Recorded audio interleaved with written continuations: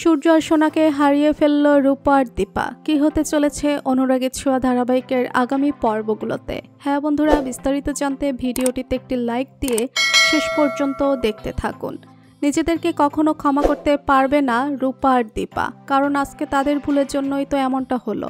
তারা যদি অলিকে মানে সোনাকে আর তার বাবা সূর্যকে না রেখে আসতো, তাহলে আজকে কিন্তু এই পরিস্থিতিটা দেখতে হতো না। সবকিছু এইভাবে পুড়ে ছাই হয়ে যেত না। ওদিকে হারিয়ে গেল রূপার যমজ বোন সোনা। বাঁচতে পারল না, ধরে রাখতে পারল না নিজের বাবার বোনকে।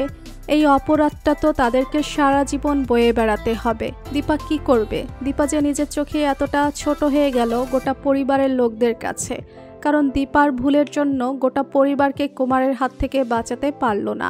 অন্যদিকে লালির কিন্তু একটু সন্দেহ হয়েছিল যে এই লোকগুলো এখানে কি করতে এসেছে বটে।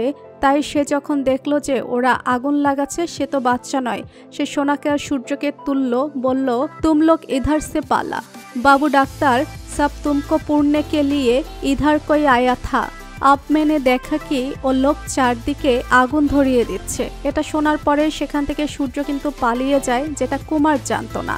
কিন্তু সূর্য আর সোনার মনে চিরজীবনে একটা ভুল ধারণা থেকে যাবে যে তাদেরকে একা ফেলে দীপা চলে গেল, তাদেরকে একা ফেলে রূপাও চলে গেল। সত্যি লালি একটা বাচ্চা মেয়ে হয়ে যে কাজটা করলো, আজকে লালির জন্যই কিন্তু সূর্য আর সোনা প্রাণে বেঁচে গেল। না হলে কুমারের হাত থেকে প্রাণে বাঁচা কিন্তু তাদের পক্ষে অসম্ভব ছিল।